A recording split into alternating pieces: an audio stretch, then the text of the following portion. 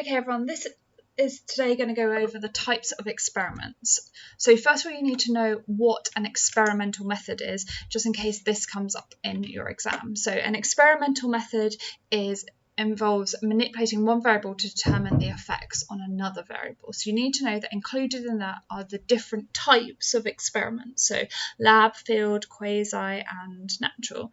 So a lab experiment is a highly controlled environment where an independent variable is manipulated by the researcher to see what effect this would have on a DV, the dependent variable. These types of experiments often have very few extraneous variables because we can control for them.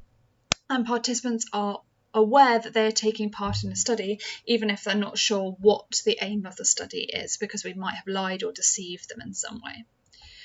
A field experiment, on the other hand, is still having an IV manipulating a DV, but this is in a more natural environment. So this might happen on a train, in the shops, etc. But we are controlling what happens to the participants. So normally there are confederates or stooges, or people who are undercover, acting a particular part and then seeing what happens because of that. So for example, in Pilyarvin's study, a person collapses on a train and other people measure how long it takes the participants on the train to help the confederate who has fallen over. The final two are natural versus quasi. A natural study takes advantage of a pre-existing or a naturally occurring IV. This means that we normally take account of something that we cannot control for, because we cannot split people up, and therefore it might be a study where we collect the data post it happening. For example, we might collect data on a gunshot robbery where participants in the gunshot robbery who were actually in a gun shop, it wasn't an experiment of any kind, were asked afterwards how about their eyewitness testimony and what they could remember. And those inside the shop were recorded and their data collected, and also those outside the shop were recorded. Now this is a naturally occurring IV because we can't control who was inside the shop and who was outside the shop. So this normally happens in studies where it's not ethical to put people in this situation. For example, we couldn't make people we couldn't put people into a gunshot robbery because that's unfair and very stressful. Whereas a quasi experiment is that a difference between people that already exist. So this is something like gender or age, where we can't put people in a particular group because if you are like 20 years old, you are 20 years old. So you can't be put in like the old category of 60 plus because you are 20 years old. And this type of experiment doesn't have to be in a natural environment at all. So this could just be, we want to see the difference between males and females in terms of how much they sleep. We can't put a male in the female category, we can't put a female in the male category, but it is a lab style experiment. So often this happens in a laboratory style experiment. So just to clarify here, we've got an experiment where any experiment types, and some of them we can control and manipulate the independent variable and others we can't. We can manipulate the independent variable in a lab and a field experiment, but we can't manipulate it in a natural or a quasi experiment. Okay. In particular, a lab experiment is highly controlled, whereas a field experiment is less controlled because we're in a natural environment, so we're going to have more extraneous variables.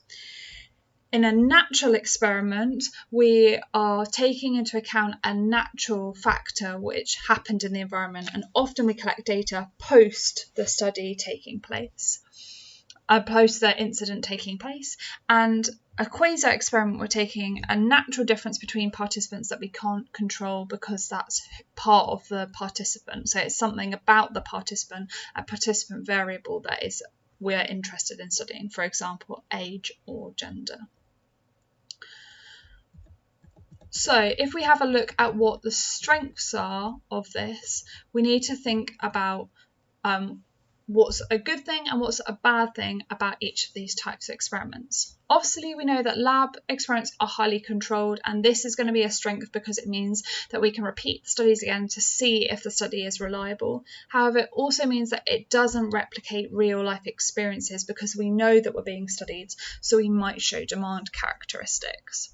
And therefore, a strength of field experiments is that there are no demand characteristics because we are in a natural environment and we often don't know we're being studied. However, that does also mean that we have extraneous variables that are going to affect the study because we can't control for every situation. For example, the people on the train, we might not know how busy the people on the train were, whether they were able to see the incident of the person falling down, and that means that there are extraneous variables we can't control for. A natural experiment is a strength because it allows research to be taking place when we can't normally do it, so for ethical or practical reasons.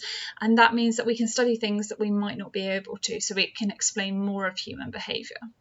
However, it also means we can't randomly allocate participants to groups, so we might have an imbalance of the types of participants that are in each group. For example, in our gun shop robbery, the people inside the gun shop are obviously going to be more familiar with guns. They might be the type of people who are around guns a lot. So when they see a gun presented to them, for example, if they were in the army, they might not be as terrified as if we were a normal civilian.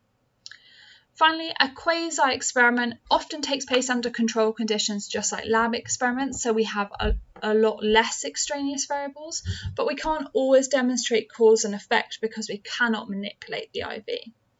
Hope that's helpful.